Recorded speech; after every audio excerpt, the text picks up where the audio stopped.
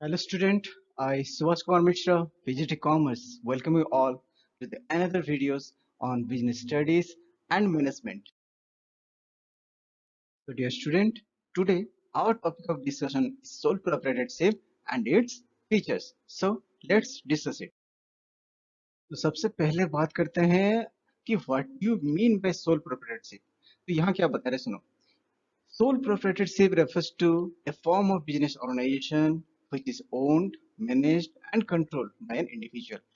Sole proprietorship एक ऐसा form of organisation है, बिजनेस का एक ऐसा ऑर्गेनाइजेशन है जहां पर एक अकेला ही बंदा, एक सिंगल पर्सन, वो सिंगल ही पर्सन क्या करेगा, एक बिजनेस को ओन करेगा, साथ के साथ उस चीज को वो मैनेज करेगा, साथ साथ वो कंट्रोल करेगा. मतलब सारा का सारा काम एक बिजनेस में जितना भी काम होता है, ठीक है, उसको मैनेज करना, कंट्रोल करना, ओन करना, ये सारा का सारा काम एक सिंगल पर्सन, एक अकेला ही बंदा वो करेगा. तो इसीलिए वो सारा का सारा प्रॉफिट भी लेगा.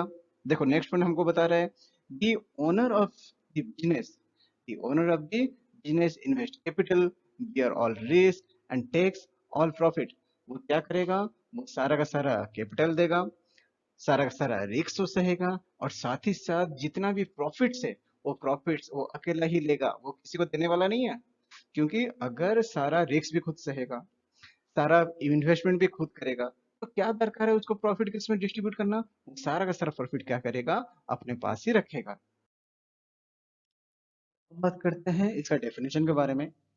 According to J L Hanson, ये क्या बोलते हैं कि sole trade business is type of business unit where one person is solely responsible for providing the capital, for bearing the risk of the enterprise and for the management of the business. तो जितना भी capital investment का बारे में बात होगा, वो सारा का सारा कैपिटल एक सिंगल पर्सन ही देगा. जितना भी रिस्क होगा, वो सारा का सारा रिस्क एक सिंगल पर्सन ही सहेगा. और ऑब्वियस सी बात है कि जितना भी मैनेजरल वर्क है, जितना भी मैनेजमेंट वाला वर्क है, वो सारा का सारा वर्क कौन करता है, एक सिंगल पर्सन ही करता है. इन सम केस, किसी किसी केस में क्या होता है कि वो एक दो एम्प्लॉय अपने पास वो अपॉइंट कर लेता है उसको मैनेजर हेल्प करने के लिए. बट जितना भी मैनेजमेंट वाला वर्क है, नॉर्मली वो क्या करता है, खुद ही अकेला ही वो क्या करता है, सब कुछ करता है. तो हम आज पढ़ने जा रहे हैं the features of sole proprietorship, जिसमें हम लोग किस किस पॉइंट के बारे में पढ़ेंगे. हम पढ़ेंगे single ownership, formation and closure, unlimited liability, no separate legal entity, individual risk bearing, profit sharing, one man control, lack of business continuity, business secrecy. तो शायद शायद आपको ये सब कुछ तेलुगु फिल्म जैसा लग रहा होगा कि भाई ये सर क्या क्या बोल दे रहे हैं. तो लेट्स डिस्कस इट ओवर. तो बात करते हैं सबसे पहला पॉइंट के बारे में, जो कि है सिंगल ओनरशिप. तो नाम से क्या पता चल रहा है कि this sole proprietorship firm is owned by single individual only. जो सोल प्रोप्राइटरशिप फर्म है वो ओन कौन करता है, उसका मालिक कौन रहता है, एक इंडिविजुअल रहता है मालिक, ठीक. And he may employ a person for help but the ownership remains with him only. वो ऐसा कर सकता है कि एक दो पर्सन को वो एम्प्लॉय कर सकता है, नौकरी में रख सकता है उसको हेल्प करने के लिए, बट जो ओनरशिप है, जो मालिकाना है, वो एक ही पर्सन के हाथ में रहता है. And he is the boss of his own. वो अपना खुद का बॉस रहता है, ठीक, खुद ही मालिक रहता है और अपना क्या रहता है, वो खुद का ही बॉस रहता है. मतलब खुद खुद को एम्प्लॉय करता है, जिसको कहते हैं सेल्फ एम्प्लॉयड. तो एक सोल प्रोप्राइटर क्या होता है, एक सेल्फ एम्प्लॉयड होता है. वो खुद को क्या करता है, खुद ही सब कुछ करता है, खुद ही मैनेजमेंट मैनेजर है, खुद ही ओनर है, सब कुछ है. तो वो क्या है, अपना खुद का खुद ही बॉस है. तो नेक्स्ट बात करते हैं इसका फॉर्मेशन एंड क्लोजर को लेके. सो एक सोल प्रोप्राइटरशिप जो है, इट कैन इजीली फॉर्म, एक soul proprietorship form of business easily form हम लोग का हो सकता है. अब बोलोगे क्यों. क्योंकि there is no legal formalities required to start and close the business. जहां पर कोई सा भी लीगल फॉर्मेलिटीज का रिक्वायरमेंट नहीं होता एक भी बिजनेस को स्टार्ट करने के लिए, ठीक, वो इजीली क्या हो जाता है, एक सोल प्रोप्राइटरशिप फॉर्म फॉर्म हो जाता है.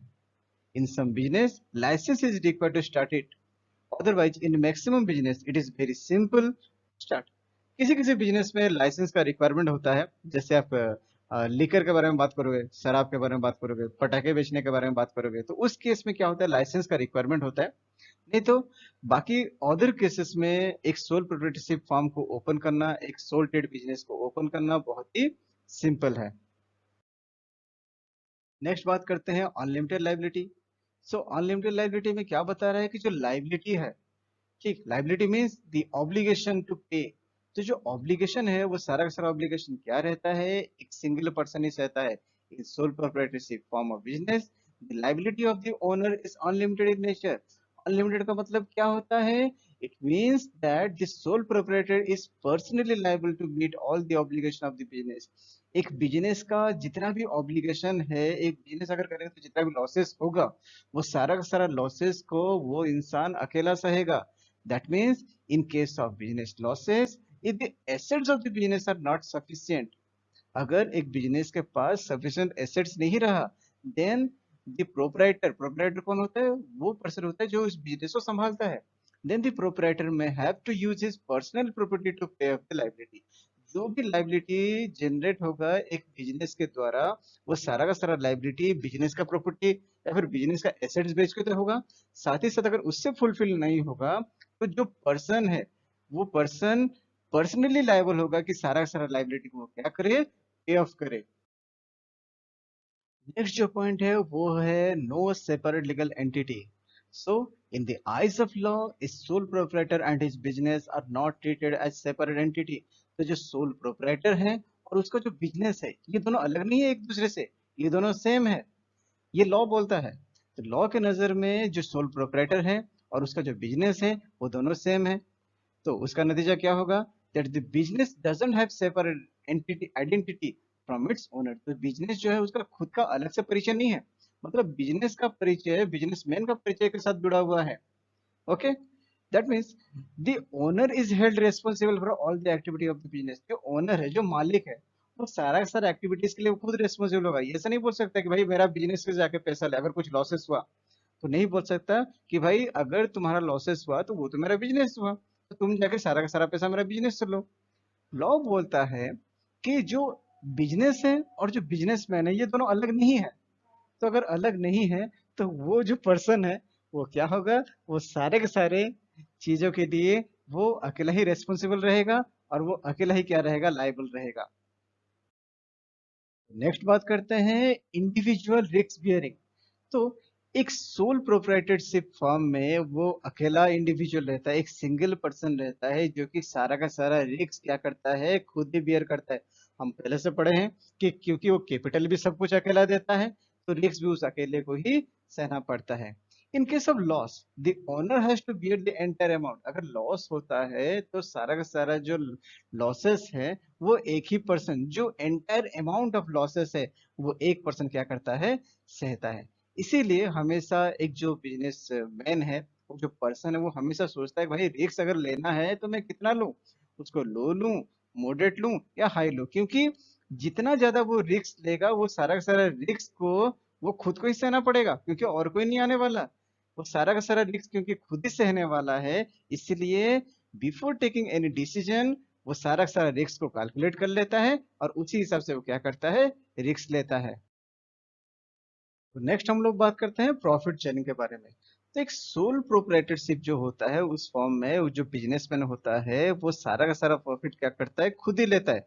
अच्छा, अब कौन चाहता है कि जितना भी प्रॉफिट जनरेट होगा एक बिजनेस में वो सबको बांटे। तो एक sole proprietorship is a single owner of the business who invest and manage the business solely. In case of profit, he enjoy all the profit। तो अकेला ही वो पर्सन होता है जो एक बिजनेस को इन्वेस्ट करेगा, जो बिजनेस में अपना कैपिटल देगा, अपना मेहनत करेगा। ठीक, तो अगर सब कुछ काम वो खुद करेगा तो उसका क्या दरकार है किसी और को प्रॉफिट देने के लिए। तो जितना भी प्रॉफिट जनरेट होगा एक बिजनेस में वो सारा का सारा प्रॉफिट क्या करेगा, वो खुद ही यूज लाएगा, वो किसी और को बांटने वाला नहीं है। ठीक है, and he doesn't share the profit to anyone else. वो अपना प्रॉफिट किसी और को देने वाला नहीं है, वो सारा का सारा प्रॉफिट क्या करेगा, खुद ही चट कर जाएगा और वो किसी को भी क्या करेगा, वो प्रॉफिट को शेयर नहीं करने वाला। And there is a direct relationship between effort and reward. अच्छा, ये पॉइंट आपके लिए नया है। अब एफर्ट एंड रिवार्ड, उसको कोई आने आके बताने वाला नहीं है कि भाई तू काम कर बोल के। ठीक, वो जितना एफर्ट देगा उतना ही वो रिवॉर्ड पाएगा, जितना वो मेहनत करेगा अपने बिजनेस के लिए, जितना वो खुद के लिए मेहनत करेगा उतना ही उसको प्रॉफिट जनरेट होगा। उसको और कोई आके बाहर से कोई आके उसको मोटिवेट नहीं करेगा, उसका मोटिवेशन वो खुद ही है। वो जितना एफर्ट देगा, जितना वो मेहनत करेगा, ऑब्वियस सी बात है कि वो उतना बेटर ही क्या कर पाएगा, रिवॉर्ड पाएगा, और रिवॉर्ड पाएगा इन टर्म्स ऑफ प्रॉफिट। तो नेक्स्ट जो हमारा पॉइंट है वो है वन मैन कंट्रोल। यहाँ पे क्या होता है कि एक अकेला ही बंदा होता है जो कि बिजनेस का सब काम खुद ही करता है। सब काम मतलब क्या, the proprietor is the sole owner of the firm and has full control over it. तो एक प्रोप्राइटर जो है वो अपने बिजनेस का मालिक है, ठीक। एंड जितना भी बिजनेस का कंट्रोल है, जितना भी मैनेजरल वर्क है, वो सब कुछ वो खुद ही करता है। The ownership and the management lies in the hand of one person only। जो बिजनेस का ओनरशिप होता है और जो मैनेजमेंट होता है वो एक ही बंदे के हाथ में रहता है, ठीक है। And he can carry on his plans without any interference from other. जितना भी उसका बिजनेस का काम है वो खुद ही करता है, वो किसी का इंटरफेरेंस नहीं चाहता है। अकेला ही कंट्रोल करेगा, अकेला ही मैनेज करेगा, अकेला ही डिसीजन लेगा। वो किसी और के लिए रुकता नहीं है, किसी और का इंटरफेरेंस को वो अलाउ नहीं करता। अपना बिजनेस का जितना भी डिसीजन है, जितना भी पॉलिसीज है, वो खुद बनाता है और खुद ही अपना सब कुछ कंट्रोल करता है वो करते। नेक्स्ट जो पॉइंट है वो है हमारा लैक ऑफ बिजनेस कंटिन्यूटी। अब देखो, the owner and the business are the same and there is no separate legal entity. इसके बारे में तो हम लोग जानते हैं कि जो मालिक है और वो जो बिजनेस है वो दोनों के दोनों तो सेम है, और दोनों में कोई भी सेपरेट लीगल एंटिटी नहीं है। ये तो हमको कौन बोलते हैं, तो लॉ बोलता है। In the eyes of law the both are same. तो इसीलिए क्या होता है कि जो एक अकेला पर्सन है, ठीक है, वो एक अकेला पर्सन ही क्या करता है, अपने बिजनेस को सिंक्रोनाइज करता है या फिर कंटिन्यू करता है। सो इन केस ऑफ डेथ, अगर वो एक पर्सन है, एक सिंगल पर्सन है जो कि अपने बिजनेस को कंटिन्यू कराता है, तो अगर वो सिंगल पर्सन का डेथ हो गया या फिर इंसॉल्वेंसी हो गया, वो कंगाल हो गया या फिर इनकेपेबल हो गया, वो अभी कुछ करने के लायक नहीं रहा, ठीक है, वो इनकेपेबल हो गया समथिंग, तो there will be a direct effect on the business. तो ये चीज क्या हो सकता है, एक बिजनेस के ऊपर डायरेक्टली इम्पैक्ट पड़ेगा। अगर एक पर्सन का डेथ हो गया, इंसॉल्वेंसी हो गया या इनकेपेबिलिटी हो गया, तो इस केस में क्या हो सकता है, it may lead to closure of the business. तो ये चीज क्या कर सकते हैं, एक बिजनेस ऑर्गेनाइजेशन को क्या कर सकता है, क्लोज कर सकता है। आज का जो लास्ट पॉइंट ऑफ डिस्कशन है वो है बिजनेस सीक्रेसी के बारे में। As the sole proprietorship business is managed and controlled by one single individual, there is no chance of leakage of business plans and policy। एक सोल प्रोप्राइटरशिप बिजनेस जो कि manage होता है, कंट्रोल्ड होता है एक सिंगल इंडिविजुअल के द्वारा, जिसके लिए क्या होता है, बिजनेस का जो प्लान्स होता है, जो पॉलिसीज होता है, उसका लीकेज होने का चांसेस बहुत ही कम होता है। जो भी टॉप सीक्रेट होता है एक बिजनेस का, वो सब कुछ एक इंडिविजुअल के पास ही रहता है। वो कोई सा भी अपना प्लान्स, कोई सा भी पॉलिसीज, कोई सा भी सीक्रेट बाहर जाके किसी को भी नहीं बताता, ठीक। और एक चीज है, the sole trader is not bound by law to publish this account. जो लॉ है वो भी एक सोल ट्रेडर को फोर्स नहीं करता कि जो भी उसका अकाउंट्स है, जो उसका अकाउंट्स है कि उस चीज को वो पब्लिश करे, ठीक है। तो एक सोल ट्रेडर अपना अकाउंट्स को पब्लिश नहीं करता, अपना सारा सीक्रेट जो है वो अपने पास रखता है, जिसके लिए वो अपना सीक्रेसी को मेंटेन कर सकता है, अपना इंडिविजुअल आइडेंटिटी को वो कायम रख सकता है। Thank you so much dear student. Hope कि आपको ये वीडियो बहुत अच्छा लगा होगा। अगर कुछ खामियां हैं तो आप मेरे को सजेस्ट कर सकते हो। मिलते हैं नेक्स्ट वीडियो में, तब तक के लिए गुड बाय।